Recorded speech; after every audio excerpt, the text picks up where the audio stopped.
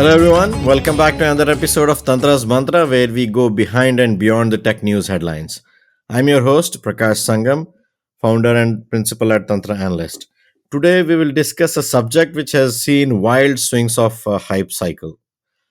Not too long ago, it was a favorite subject of every tech marketer out there. It was an answer to any future technology questions out there. But that's no longer the case. Yes, we are talking about metaverse, but more importantly, the technology that enables metaverse, XR, VR, AR, MR, whatever you want to call it. In my view, the recent bursting of metaverse bubble was a good thing. That actually enabled the industry to focus on real applications, real use cases, and solve real challenges, improve user experience, and make money for the whole ecosystem rather than just talking hyperbole. So, as you might know, XR technology is still a niche, but has made major strides in terms of technology development, content development, use cases, and so on. There are a good number of headsets out there in the market today. The form factors are improving. The initial devices were bricks on your faces, but now they've become really elegant and lightweight and so on, and they're thinner as well, and the resolution is improving, battery life is extending, and so on. I was at Mobile World Congress recently and saw really cool prototypes of futuristic or future headsets, which are very light and thin. Not, of course, very close to the actual glasses people wear, but much nicer and much lighter and much cooler form factors, I would say. The rumors that Apple is ready to jump onto the bandwagon. The rumor will says they will announce their own XR headset at their developer conference in June this year. I think that will be a very pivotal moment for the whole industry and probably provide good dose of reality and could be a shot in the arm for realistic development of use cases and applications and so on. To discuss all of this, we have a great guest with us today who's been in this industry for a very long time, and that is Thomas Dexmier, HTC VIVE country manager for Australia and New Zealand. Hey, Thomas, welcome to the show. Thanks, Prakash.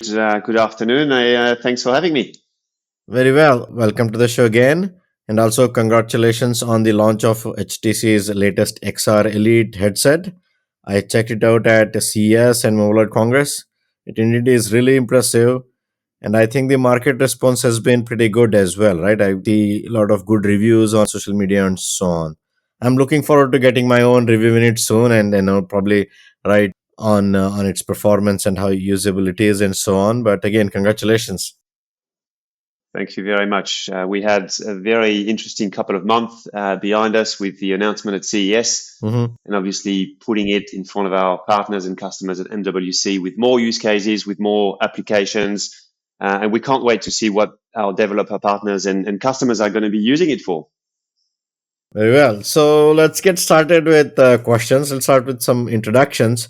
We know HTC as a pioneer of smartphones, and I'm assuming you worked on it as well from 3G, 4G days.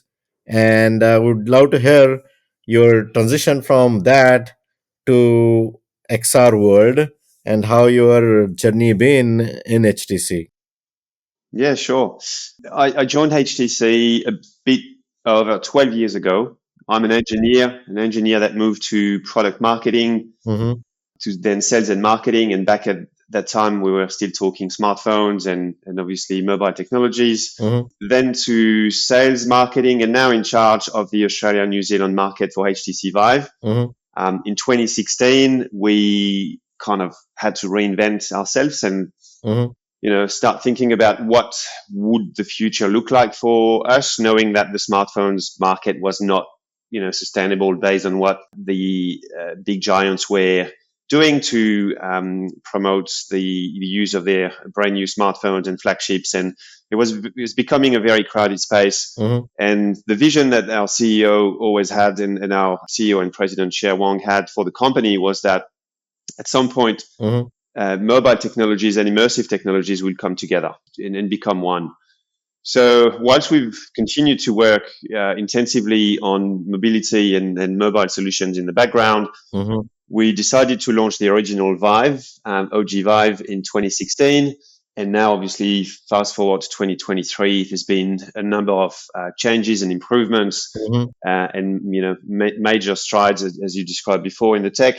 My main focus is obviously on XR devices, but I also drive the other products that we have in our range, from our Metaverse vision called ViveVerse, our content creation solution called Mars Camtrack that targets indie studios and the up and coming content creators that want to produce three-dimensional content for the metaverse. And last but not least, our connectivity products with our private 5G network called G-Rains. Very well. Quite a lot of products that you look at. We'll focus this on largely the XR market and the XR Elite headset, and maybe you can come back and can talk about the other enablers that you have to make XR usable across the industry and consumer space, right? Sure. So lots of things happening in the world of XR.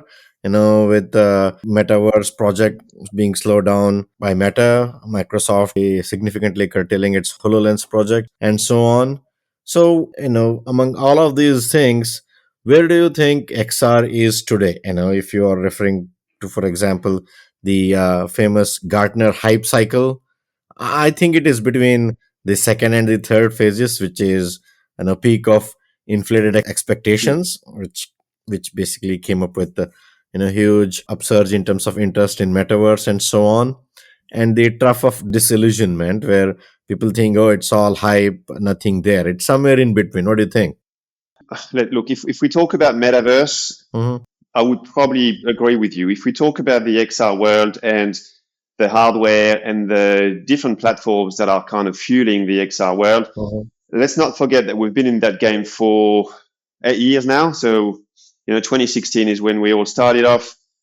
We saw a massive drive and demand for application in XR, and back in the days it was still VR, so just virtual reality. Correct. Across consumers, but more importantly, commercial applications. So I think it peaked actually quite quickly. And then, if you remember, not so long ago, we started to hear things like, VR is dead.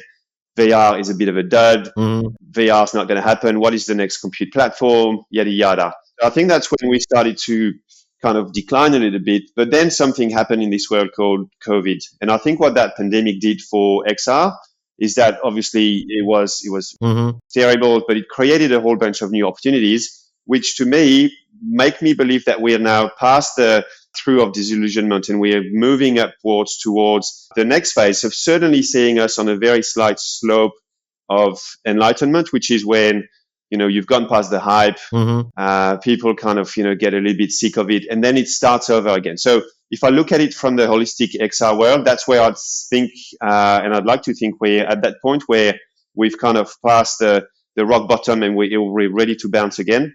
As you said, there's major players that are talking about it, that are investing in it. There's more and more good quality headsets out there. The technology improvements has been massive, and I'm sure we'll talk about what we've done in that space to make it more accessible and remove as many barriers to entry as possible. But certainly COVID, I think, has actually fueled a whole bunch of applications that make me believe and very, very optimistically think that we are past that through of disillusionment and we are ready to bounce back. Very well. So, talking about use cases, some of the things that you're seeing traction on, real commercial traction that people are spending money on, between enterprise and consumer. What are some of the things that you've been working on and seeing a lot of traction? Yeah, it's a great question because we all know that this whole thing started off as a consumer product, but then really quickly evolved into a commercial application. So all industries today, Prakash, all industries from education to small and medium businesses to the large corporate organization, they are all seriously considering XR for their digital transformation. It's probably fair to say that some are more advanced than others, but just to name a few, we see a lot of traction in defense and government agencies, a lot of traction in architecture, engineering, and construction, In my part of the world, heavy industry like mining is absolutely huge. And I would say if I had to pick a fourth one, healthcare is where we see, massive demand, and we're kind of lagging behind a little bit for a few different reasons, but it looks like healthcare is kind of catching up because we are bringing them the solutions that they were hoping for. Mm-hmm. And so they mainly use it for a few different things. And again, this is just a common factor across all industries. 4 key areas where they use XR. The first one is design. So how do you actually use these immersive technologies to bring 3D models and 3D environments to life? Mm-hmm. Number 2 would be remote collaboration. The back of the pandemic, we've all changed the way we work, the way we engage with our peers, the way we brainstorm, the way we socialize. So remote collaboration is something that XR can actually enhance. Third one is your location-based experiences. So people getting together in a physical environment to have multiplayer, multi-user virtual reality experiences. And the biggest by far, number 4, is anything to do with training, simulation, and safety. In the workplace, we've seen a number of stats and facts proving that learning in XR is 4 times faster than learning in the traditional role play or e-learning module. People are 275% more confident when they learn by doing in an XR environment. They're much more emotionally connected with the content. And as the Yale School of Medicine would suggest, surgeons that have been trained in VR make 6 times, it's huge, right? 6 times fewer errors than the ones that haven't experienced VR before. So it's crazy. I mean, this is the breadth of application and the range of industries that are looking into this is absolutely phenomenal. But that's for commercial. But let's not forget the consumer part of the world, where whilst we still believe that the gaming audience remains the biggest driver of XR hardware sales realistically in 2023, there's a shift. There's a big shift towards other and more mainstream audience thanks to applications like fitness, travel, self-awareness, education. So the product is progressively becoming more of a family/entertainment device and not just a AAA gaming platform. Okay. Yeah, I mean, training, I think it's kind of has proven itself. Like even corporate training, I see a lot of companies use it for, cost efficiency reasons, one for sure, instead of bringing people into physical training facilities with all, they can do a lot of it is virtually. And of course, the knowledge attainment based on a VR training is much better than actual classroom training and so on. So there are tangible benefits to it, and some of them, the ones you mentioned, which are really impressive as well. So I think training, is by far pretty successful use case, I would say. And yeah, in consumers, I think gaming, all others, I'm still seeing, Yes. slow uptake, but gaming has been the bread and butter of it, and that continues to grow. That's interesting. No, so and in the same segments in enterprise and consumer, what are some of the challenges that you're seeing that are inhibiting XR attain its full potential? Man, our days are made of challenges, and the thing that's kind of sets us apart at HTC VIVE is that we listen to our customers' feedback. We've been in this game for a long time, and our values are always very much customer centric and actively listening to what our customers want, whether they're consumers or they're commercial. So we've worked relentlessly to remove as many barriers to entry as possible because we know there's lots of them. But say from cutting the cord to a PC and going full wireless to developing a comprehensive suite of enterprise solutions to support and facilitate deployment at scale. But there are still, as you said, a number of factors that are still a hindrance to I'd say mass adoption. And the first one is cost, the cost of the hardware. It's very true actually in consumer education, less so to an extent in the corporate world, but correct.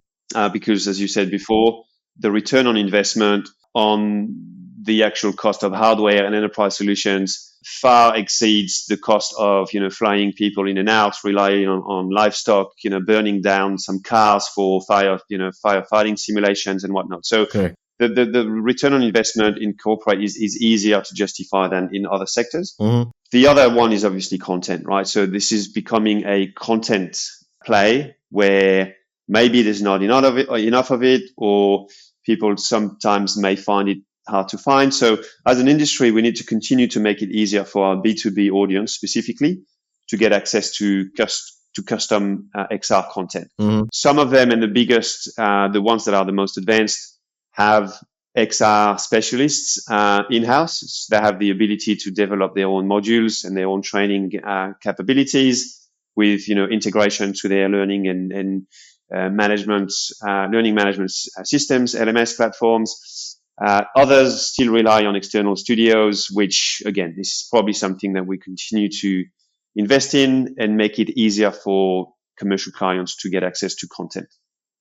Some of the things that you showed at Mobile Congress, right? The studio and the other tools for people to create content. I think that's great, and the platform that you have for enterprises, I think that's pretty interesting as well. I think that would go a long way in helping companies create content. And switching gears a little bit, XR was one of the main use cases for using 5G apart from mobile broadband. That's kind of taken some kind of a hit, but I think still cellular and 5G in particular has a huge role to play in XR, and of course cellular operators as well as the private networks have a role to play. So, what is your view on that? I truly agree with that, and we certainly want to continue to establish HTC VIVE as the partner of choice for telcos to realize that the value in their 5G network and the billions of dollars that they've invested in networks can be realized with immersive technology, one way or another, whether we're chasing, consumers or enterprise. Mm-hmm. We kind of saw the evolution from commercial customers using their VR headsets offline. They then moved towards kind of an unsafe, relatively unsecure, bit reluctant of using devices online, but they had no other choice for, pushing new applications to their headset, do their device management, do LMS integration, do their firmware updates and everything. And for that, Wi-Fi was and still is just fine. But the next step is to go from Wi-Fi to 5G, because with 5G, you get obviously mobility, you get access to licensed spectrum, you get access to a secure spectrum, which, we can't say the exact same with Wi-Fi. So basically the end game is for these networks to enable experiences where you can remotely render large files that you would stream from the 5G network without having to sideload assets, and sometimes in most cases confidential assets, 3D maps and plans and Correct. CAD designs and whatnot. So not sideloading these to devices. Devices can be lost or stolen. So they get a greater control as an end user and as IT managers and admins as to how their workforce does actually get access to the content. Today we can see, and this is something that we've been talking, openly with our telco partners across the globe. There's a lot of experimentation with cloud streaming, remote rendering. There's ways now to have a much better distribution of the compute power. Right now, the compute power is all on the headset. If we talk about a standalone headset that has its own GPU, its own CPU, its own battery and everything. But today we do all the rendering and everything, all the processing of the information on the HMD, so on the headset. But tomorrow with 5G, we will be rendering all that stuff at the edge of your 5G network, which in turn will have a great impact on the industrial design of our products, because you can start, stripping out your GPU and your CPUs, and in turn, the headset becomes smaller and sleeker and, better to use and even more affordable, because, that's how you drive costs down, by shifting all the expensive components towards the network. So yeah, cellular networks and 5G specifically have a massive role to play in not just the quality of the experience that we deliver to our headsets, but taking the adoption from where it is today to mass adoption and mainstream adoption.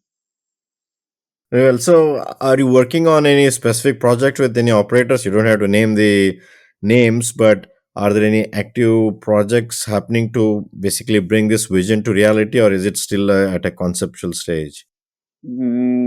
At our level, and I wouldn't be talking on behalf of my colleagues in Europe and North America, but at our level here in Australia and New Zealand, there's a lot of we're still at a POC, so proof of concept, because as you know, it's a value chain, between the headset and the core of the network, where there's a lot of players involved. Correct. However, where we can deliver an outstanding experience, and I'm sure you've seen it in Barcelona, was and is when we use our very own private 5G network solutions with our headsets. And we've been able to demonstrate, remote rendering of car designs with, a multi-user environment, all with connected to our private 5G network through a 5G NBB headset or 5G NBB device, as well as being in a multi-user environment. So latency is absolutely critical. Bandwidth, to an extent, but where 5G delivers, the next level is taking your latency down to your, 15, 10 milliseconds to ensure the quality of the tracking and the quality of the visual in the immersion. So I'm looking forward to some of these applications move from the concept to actual, at least some initial deployments where people are really using it for real work, right?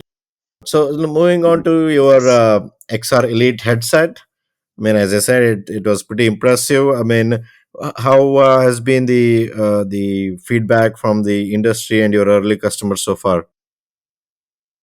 Thanks for your very kind words. The XR Elite is our most ambitious XR headset to date, and the response has been, absolutely outstanding. Feedback we've had so far since we announced at CES is brilliant. With people rating our pass through as best in the market, and obviously praising our industrial design, because for the first time you get people put on a VR headset and say, "Wow, it is so light." It's usually the first reaction, yeah. Correct. Yeah. They see it, it's beautiful and it's gorgeous and it's very sleek and sexy, and then they hold it and they're like, "Wow, it feels extremely well balanced." And then they put it on, turn it on, and it's like, "Wow, the visuals are amazing." So I think we've kind of nailed the brief in terms of what consumers want in 2023. Very versatile. It's compact. It's lightweight, as you described before. It's very stylish, but with no compromise on performance whatsoever. So the beauty is that it is a modular product that you can use as a full kit with battery, or you can use it in glasses mode. And in this mode, it actually only weighs 273 grams, which is just above the weight of my flagship smartphone with a case on it, which is unreal. You can use it as a standalone headset or as a PC VR. And of course, you can use it as a VR headset for fully virtualized experiences, as well as mixed reality, which for the first time allows the user to kind of blend their physical environment with their virtual world, and open up a host of new opportunities and experiences, whether we're talking consumers or enterprise. Yeah, I think so. It's a good mix. I mean, and it's at the right price point, I would say. I mean, it's a little bit expensive for consumer side, but but somebody looking for a premium experience, it's not that bad. And for enterprise, I think it's perfect. Yeah. Let me make a quick comment if you don't mind on this, but price point is always interesting. You understand the value of the product. You understand all the punch that it does actually pack, and you understand that we are the best way to describe it is that we truly respect our users' privacy, right? And put it this way, we're not in a business model whereby we monetize your customer data, which is how some of our competitors do manage to over subsidize the hardware and make it virtually more affordable. And for us, our customer is not the product. Our product is the product. Privacy is our priority. And that's how we get to a price point of, $10.99. So US dollars, $1,099. It is HTC VIVE, once again, focusing on delivering the best possible hardware that people would put on and forget. And the minute they put it on, they forget the tech and they focus 100% on the experience. So I just wanted to just put it out there so people and some consumers start to realize it. Enterprise Yeah. clients do get it because user data privacy and confidentiality of information and everything is absolutely paramount for them. So it's ranked really, really high in their criteria when they shop around for XR headsets.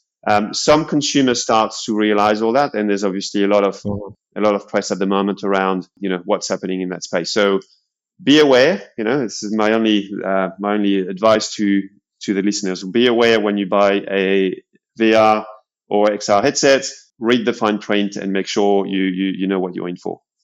But with us, we are not collecting data. We are not selling your personal data. Indeed. The only data that we occasionally collect with your approval and full acknowledgement is usage data for diagnostics when you've got an issue. So if people report, tech issues or glitches with the product, then we have the ability to get access to some system logs, but that's only with the approval of the customer and only when we need to debug and diagnose a potential and troubleshoot a potential issue. That's all. Okay, cool. Thanks for the clarification. Okay, and in terms of whatever initial feedback on XR Elite, you think your users or your customers are using for similar use cases that they had used your previous headsets before, or is there anything different here with XR Elite?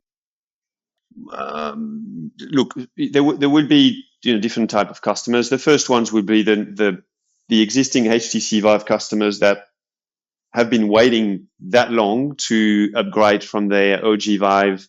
So if you remember, it involves base stations and cables everywhere. Right.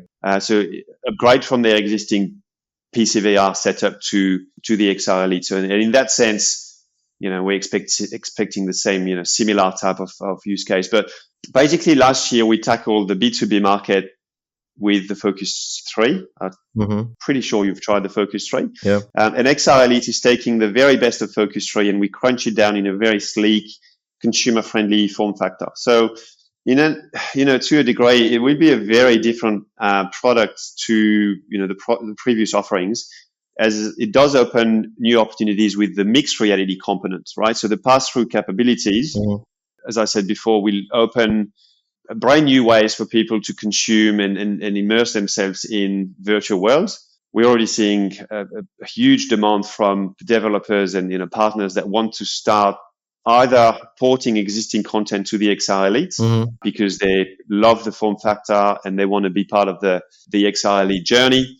But others are coming with new concepts that is either about putting a bit of a mixed reality twist to a VR classic content. So something that's been out there for a while, but they were kind of waiting for the next technology breakthrough to give that content, an extra little kick. Or people that are coming, developers that are now coming and their mind has been spinning with, okay, there's so much we could do with access to high quality pass through. It's a much safer environment for people to, the transition from your physical world to your virtual world is much more seamless now. So it will actually open up to a much broader audience where people feel safer and more confident. And I'm specifically thinking here about kids. I've got young children, 6 and 9. VR for me up until now was about, grabbing them by the waist and making sure that they always stay at the middle of the play area. Otherwise they get tricked and they just, bounce against walls and they trip and whatnot. Now with XR Elite, the fact that they can actually enjoy a bit of a game or whatever experience they're doing, but still seeing their surroundings is obviously peace of mind for me. And something that they feel much more, safer and much more confident in that space. So we think, and this is why, back to the point we were making about the Gartner hype conversation we had before, I'm thinking that things like this is what the XR industry and market was kind of waiting for to give it the next kick and trend upwards again. Very well. So let's switch gears again. So this rumor, which I think is a little bit more certain than a rumor, I would say, of Apple bringing its own headset sometime mid this year. What is your view on it? I think it should be positive for the whole industry as such, right? Because usually Apple kickstart the whole segment itself and puts in a higher gear. It is about time that we welcome some very healthy competition in this game. So I couldn't agree more with what you said.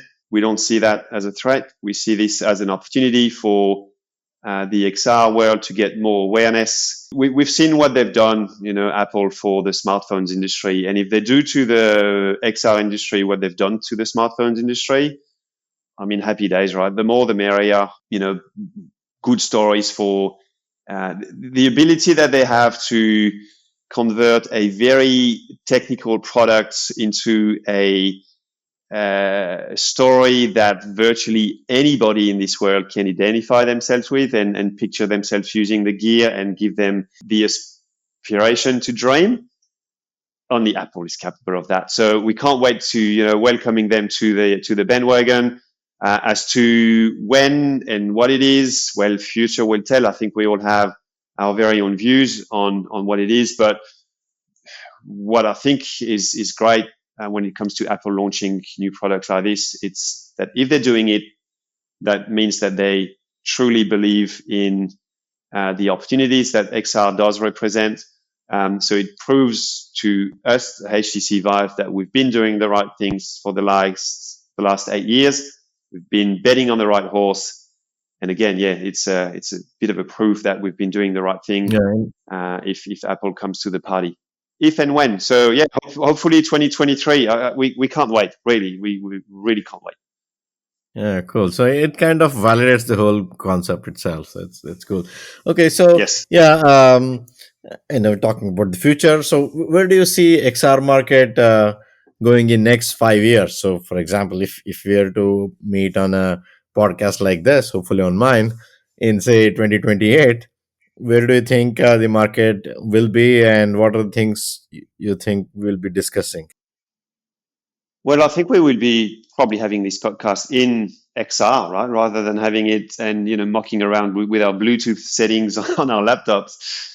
We will all probably be connected to 5G. 5G would be ubiquitous. At that point in time, we'd probably be even talking 6G, HMDs, so head-mounted devices. Sorry for the acronym; it's a bit of a tech jargon, but headsets will be proper glasses, with amazing tracking capabilities, powered by 5G networks for content streaming. Therefore, the cost of hardware will have come down significantly. I think everybody will have been exposed to immersive tech in, developed markets specifically, whether it's at school, at work, or at home. The younger generation, for me, is obviously attracted to technology and innovation, and they will embrace it better and bit more involved than anyone else. So they will very likely live in the metaverse. What is the actual definition of the metaverse by then?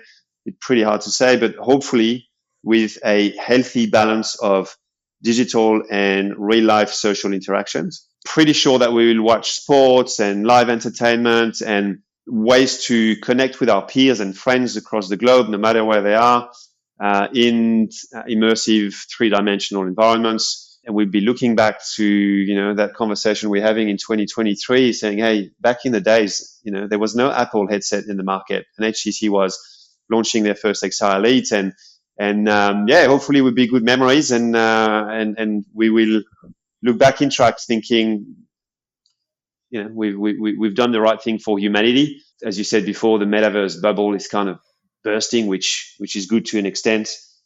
Hopefully the decision that the industry will make collectively in terms of what are the priorities, what should it look like, is HTC's vision of breaking it down in smaller chunks that are easier to digest and easier to implement in terms of content creation, content distribution, and content consumption. Is it the right strategy, and is it going to pay off?